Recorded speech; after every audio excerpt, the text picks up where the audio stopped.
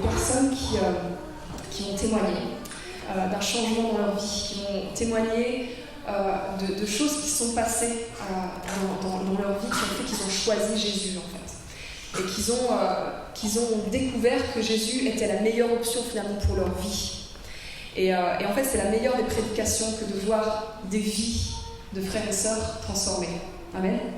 C'est le meilleur des messages et la meilleure des choses qu'on puisse recevoir en fait.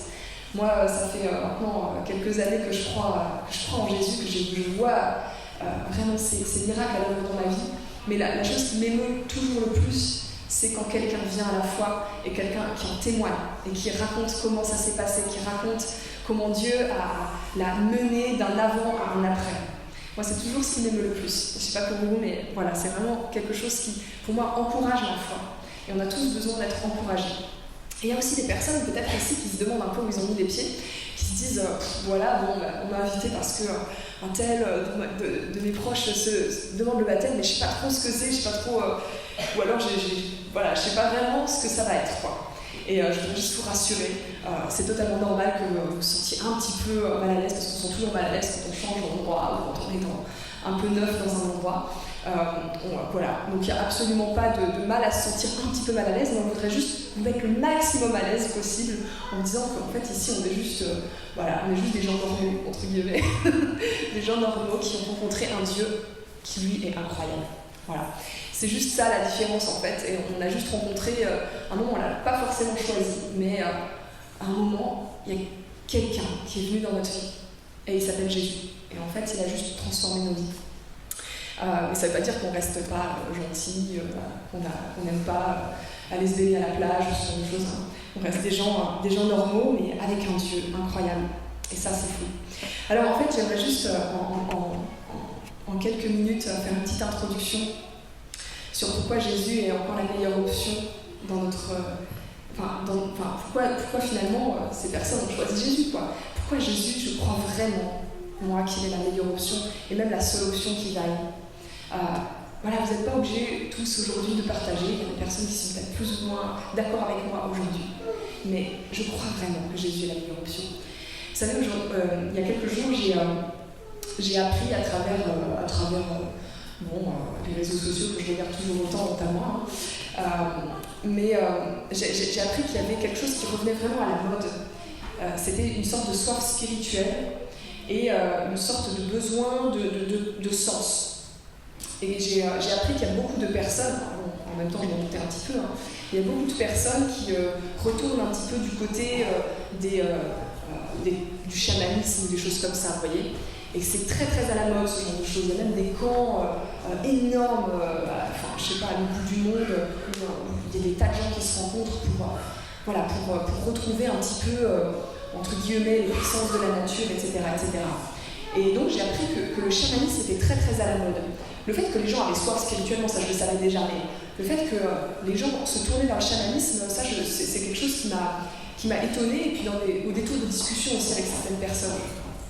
Et en fait, je dirais juste, je me suis questionnée, mais pourquoi en fait? Pourquoi on revient vers ce genre de choses? Il y a plusieurs raisons. Je pense qu'en fait, c'est parce qu'aujourd'hui, on a déjà vécu une société chrétienne derrière nous. Et puis qu'aujourd'hui, tous les médias nous disent on ne veut plus entendre parler de Jésus. Ceux qui professent, qui parlent de Jésus, c'est tous des fous. Ceux qui parlent de ce Dieu-là, c'est tous des gens extrémistes qui veulent vous endoctriner, etc. Et du coup, je crois déjà premièrement que les gens ont peur de Jésus. Et la deuxième des raisons, je pense qu'en fait, le chamanisme, c'est quelque chose qui est très très primitif et très instinctif, en fait. Le propre du chamanisme, c'est en fait de se dire, quand on a un problème, en fait, c'est on va résoudre un peu... en fait, ça veut dire qu'il y a des esprits invisibles qui ne sont pas trop d'accord avec un truc qu'on a fait, ou un mode de vie. Et donc, on va essayer de comprendre ce que c'est. On va aller voir le chaman, ou le sorcier, ou celui qui a l'autorité spirituelle. Et on va essayer de trouver quel est le problème. Et on va se réaccorder avec les esprits invisibles. Et ça, vous avez ça dans à peu près toutes les cultures du monde. Dans toutes les cultures du monde. Et enfin, ce principe de vouloir un petit peu se réordonner avec les esprits invisibles. Et d'avoir d'aller voir le chaman, d'aller voir le sorcier, celui qui a l'autorité spirituelle, pour aller résoudre le problème. Et en fait, Et en fait, finalement, on se dit qu'il faut résoudre le problème, il faut réordonner les choses pour ne plus avoir d'ennui finalement. Et moi, ce qui me préoccupe, c'est que j'ai vu des gens aussi dans le milieu chrétien agir un petit peu comme ça. Et je me dis, mais en fait, Jésus, c'est pas du tout ça, en fait. Ça ne veut pas dire qu'il y a que du faux dans le besoin de savoir quelles sont les origines de nos problèmes, dans le fait de vouloir mettre de l'ordre dans sa vie. Ça, je pense que c'est des choses qui sont justes, qui sont vraies. Souvent, on a besoin de mettre de l'ordre dans sa vie. Mais je pense que dans ce chamanisme-là, il y a quelque chose qui est profondément faux. Et Jésus, en tout cas, il n'agit pas du tout comme ça. Et en fait, je me suis posé la question, comment les gens sont venus à Jésus, en fait? Comment les gens sont venus à Jésus? Ceux qui ont un peu la connaissance de la Bible, ils ont des bribes de réponse. En fait, la réponse numéro 1, c'est pour être guéri. Il y avait plein de gens malades. Plein de gens malades qui voulaient être guéris. Ils voulaient être purifiés. Ils étaient marginaux, ils ne voulaient plus être marginaux, ils avaient une maladie qui les écartait de la société, ils ne voulaient plus ça. Ou alors, c'est pour qu'un autre soit guéri. Pour que ma fille soit guérie. Pour que même celui qui travaille pour moi soit guéri. Pour qu'un autre soit guéri. Quelqu'un qui est proche de ma famille soit guéri. Les gens, ils venaient avec un besoin qui était très très terre à terre en fait. Ils avaient un problème dans leur vie. Et il y avait aussi des gens qui venaient juste par curiosité. Il y a des gens qui venaient juste par curiosité pour voir si ce Jésus, en fait, il va changer quelque chose, s'il a quelque chose de plus que les autres, etc., etc.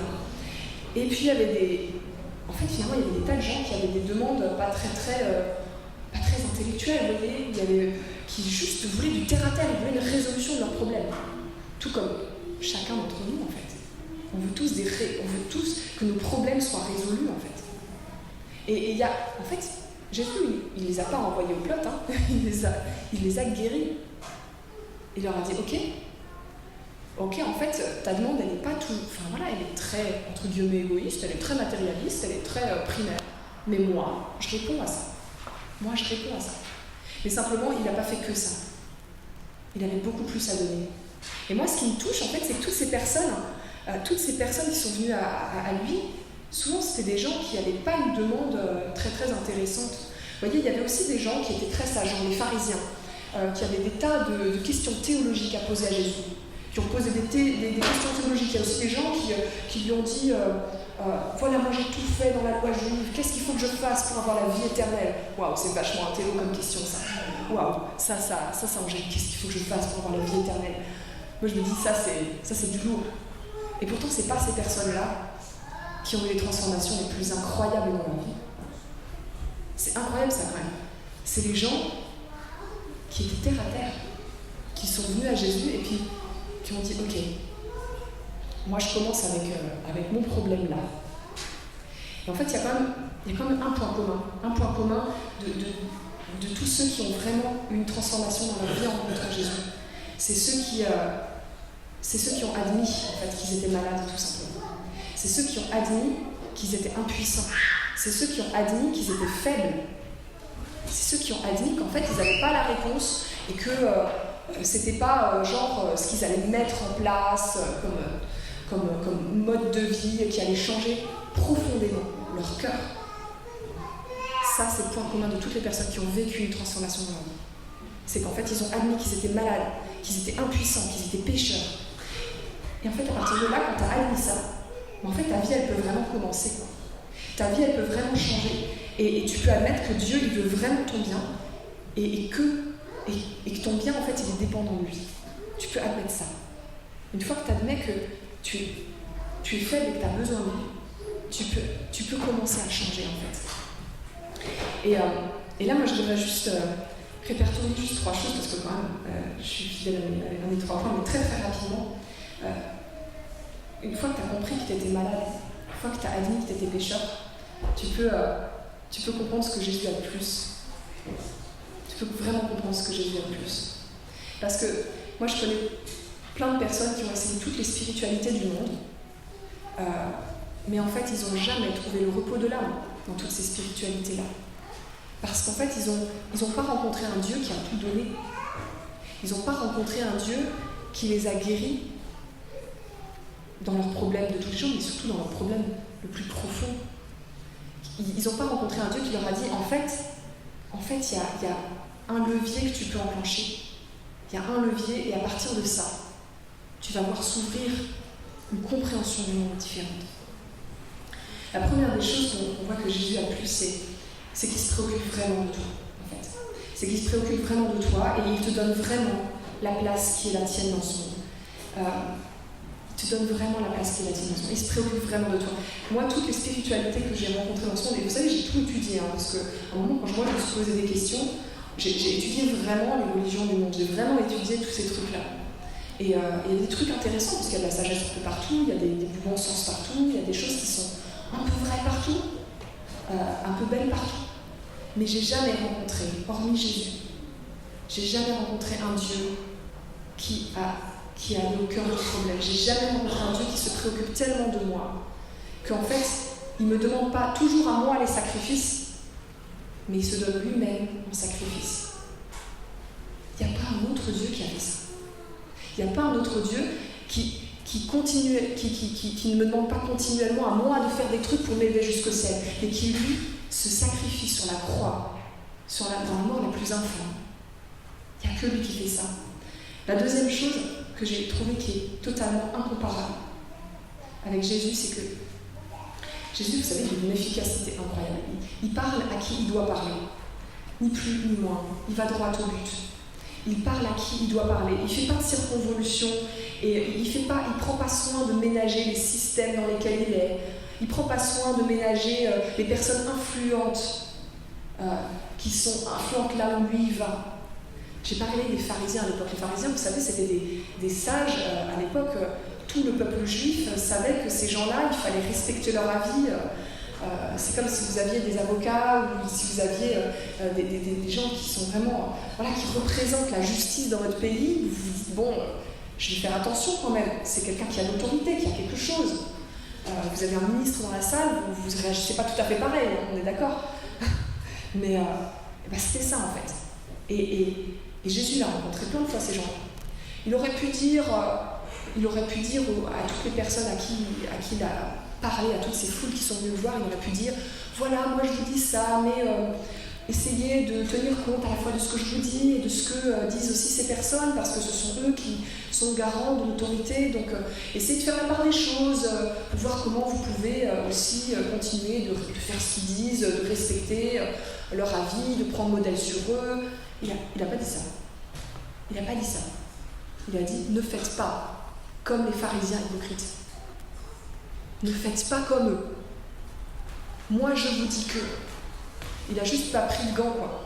Pourquoi je dis ça? Pourquoi c'est important? Jésus parle à qui il doit parler, il va droit au but, il ne ménage pas les systèmes, il ne ménage pas les politiques, il ne ménage pas les personnes influentes. En fait, il y a des tas de gens qui, dans la vie de chacun d'entre nous, qu'on le veuille ou non, a une influence. Il y a des tas de gens, ils ont une influence. Et en fait, c'est comme si ces gens nous regardaient, et puis que c'est important. C'est important ce qu'ils pensent de nous, c'est important qu'ils pensent qu'on n'est pas des illuminés, c'est important qu'ils pensent qu'on n'est quand même pas des demeurés, qu'on sait réfléchir, qu'on est un peu rationnel. C'est important qu'ils pensent qu'on est doué dans ce qu'on fait au boulot, on a notre place là, dans le rôle dans lequel on est, dans le poste dans lequel on est. C'est important, leur regard sur nous. Et en fait, Jésus, à travers tout ce qu'il a fait durant son ministère terrestre, il a dit une chose. Il a dit « Débarrasse-toi de toutes les personnes qui ont une influence sur toi et qui orientent ta vie différemment de ce que, en fait, débarrasse-toi de ce regard-là, parce qu'en fait, il ne te sert à rien. Parce qu'en fait, la seule chose qui t'importe, c'est comment moi je te regarde, et moi je t'ai déjà aimé, je t'ai déjà valorisé, je t'ai déjà donné tout ce dont tu as besoin. Débarrasse-toi de ce regard. Ça ne veut pas dire qu'il faut se débarrasser des personnes, vous avez compris. Ça ne veut pas dire « oui, c'est égal ». Non, mais ça veut dire, quoique, ça dépend, c'est à vous de voir. Mais en tout cas, ça veut dire, mais débarrassez-vous de ces regards qui pèsent sur votre vie, quoi. Ces regards qui pèsent sur votre vie et qui font qu'à tel moment, votre cœur, il va dans ce sens, mais vous vous dites « ah oui, mais parce que lui, il me regarde, je vais peut-être plutôt aller là ». Jésus ne veut pas ça. Jésus veut que vous demandiez « mais c'est quoi ma place à moi ? C'est quoi la place que Dieu il a prévue pour moi ? C'est quoi la route que lui, il a tracée pour moi ?»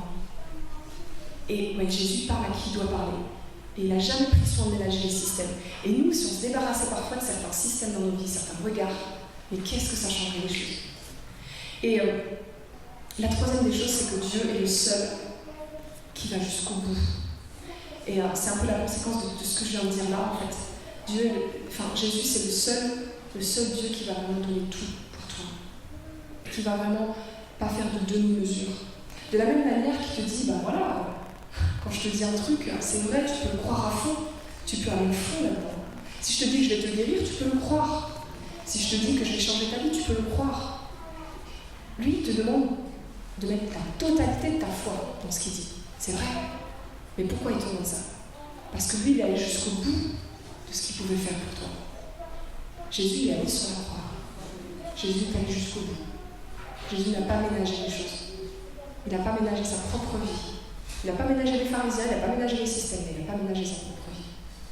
Et aujourd'hui, on a des gens qui vont témoigner que, quand ils ont compris que Jésus avait tout donné pour eux, leur vie, elle a changé. Quand ils ont compris que c'était lui, en fait, le Dieu qui vient transcender cette création, et leur vie, elle a été bouleversée.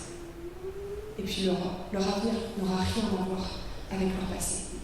Alors je vous invite juste à prier, et puis on va laisser place à ce moment très émouvant de témoignage.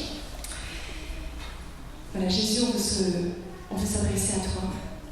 Tu as dit à tes disciples que là où 2 ou 3 étaient réunis, eh bien, tu étais au milieu d'eux. Et donc là, en fait, on est bien plus que 2 ou 3. Et alors, c'est pas le nombre qui fait que tu es là ou pas, mais on sait que tu es là, parce que tu l'as promis.